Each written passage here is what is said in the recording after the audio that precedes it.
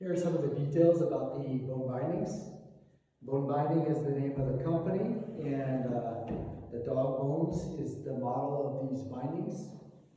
On the side of the box, you have the color of the base and the color of the top and the setup instructions. Obviously, this is the box that's going to arrive at your house. It also has kind of like a weird handle, like the binding itself. This box is also the shipping box. It's kind of suited if you care about the environment to put a box inside of the box, because odds are you're going to be getting rid of both anyway. So we just went directly with this. We had a little bit of a problem with the prototype box, so we flew a little bit too close to the sun, but we're going to fix it. So, what's inside? These are the dog bones from Bone Binding. They come with the top and the base, and that's what slides relative to each other. The rotation axis is up high above your ankle, so that's what keeps it stable when you're riding. When they come out of the package, the heel cup is all the way in the back position, and that means you can fold forward the high back, and you can take the two apart. So that's great because now you can take the base, put it on your board, set your angles the way you want. The base is directional, so it's got front there, and that's where your toes go. So if you notice that you're having a hard time putting it back together, it could be that you have it backwards, so just be aware of that.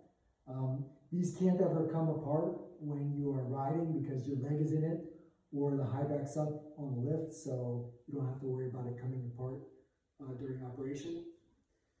And when you have your angles, there you go.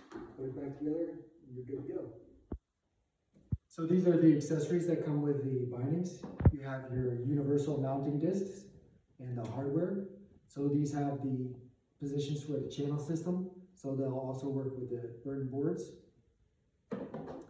You kind of have like a standard ratchet where you just crank it down, and it can happen sometimes that the strap will go over this kind of containment piece, and if that happens, you'll have a hard time like releasing the ratchet, but then you just have to bend the strap down and it will come out.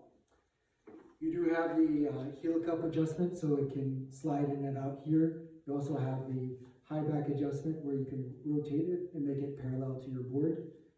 Aside from that, you can adjust the toe strap in two positions to also put your foot more centered on the board.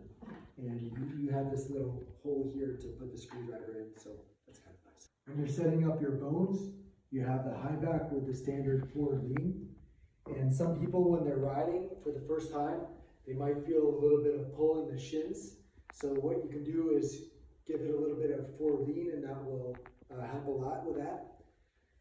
The bindings have this theoretical axis of rotation right in the middle of the binding. And you want to put your boot in a certain way for that. You don't actually want it like totally parallel to the binding. You actually want your boot a little bit like offset toward the big toe. And that's because the big toe has like a lot of force that goes through it. And you want the pressure on this side to be like the same as the pressure on that side. And that'll keep your binding like totally stable and work great. So the way that you do that is by using these spacers that we'll talk about in just a minute. So setting up your bone bindings, you kind of want your foot to be a little bit dug within the binding itself. And the way that you do that is by using these spacers. How you set it up depends on your boot size. And these are more or less good for US size 7 to 13 or 40 to 46 EU. Depends on the boot manufacturer a little bit. So if you have like a really big foot, then you don't use any spacers. The spacers are the big ones with big screws, medium screws, and small with no spacers at all. If you have like a large boot then you're going to use the small spacer on the inside of your foot. If you have a medium one, then you're going to use the big spacer on the inside.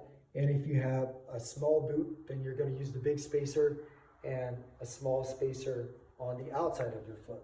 So this way you're going to be super comfortable. Happy boating.